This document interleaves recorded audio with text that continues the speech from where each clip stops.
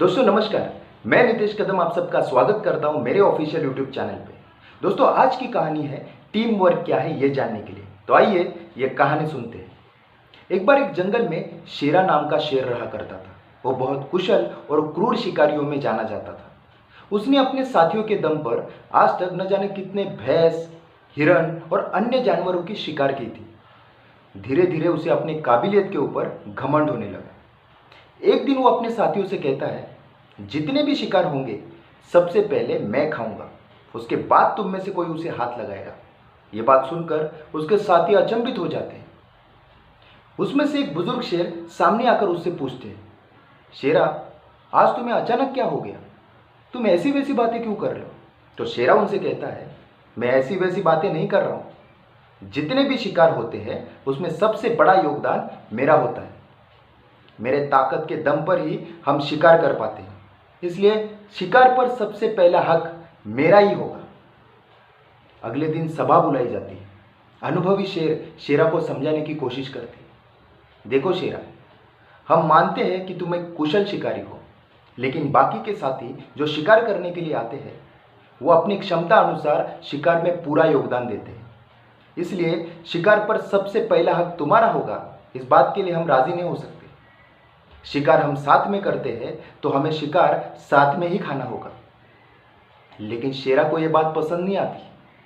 वो उनसे कहता है, ठीक है, आज से मैं अकेले शिकार करूंगा और तुम सब मिलकर अपना अपना शिकार कर लेगा। और वो सभा से उठकर चला जाता है। कुछ समय बाद शेरा को भूख लगने लगती है, तो शिकार करने के बारे में सोचता है। वो भैंसों के झुंड की तरफ दहाड़ते हुए आगे बढ़ता है, लेकिन आज तक जो भैंसे उसकी आवाज से थरथर कांपते थे, आज वही भैंसे बिना घबराए एकजुट होकर उसे खदेड़कर फेंक देते। फिर वो हार नहीं मानता, हिरणों की शिकार करने के बारे में सोचता है और वो हिरणों की तरफ आगे बढ़ता है। लेकिन वो फुर्तीले हिरण उसके हाथ में कहां पर आते? एक भी हिरण उसकी पकड़ में नहीं आता।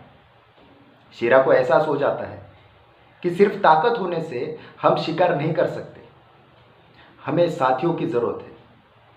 उसका घमंड चूर चूर हो जाता है और वो अपने साथियों के पास वापस लौट आता है और उनसे क्षमा मांगता है। दोस्तों ये कहानी से हमें क्या सीख मिलती है? तो हमें ये सीख मिलती है कि टीम वर्क बहुत इंपॉर्टेंट होता है। चाहे हम किसी भी क्षेत्र में हो, हर एक टीम प्लेयर बहुत इंपॉर्टेंट होता है। जैसे हाथों की पांचों उंगलियां एक समान नहीं होती, वैसे ही हमारे टीम में से हर एक सदस्य का परफॉर्मेंस एक जैसा नहीं हो सकता।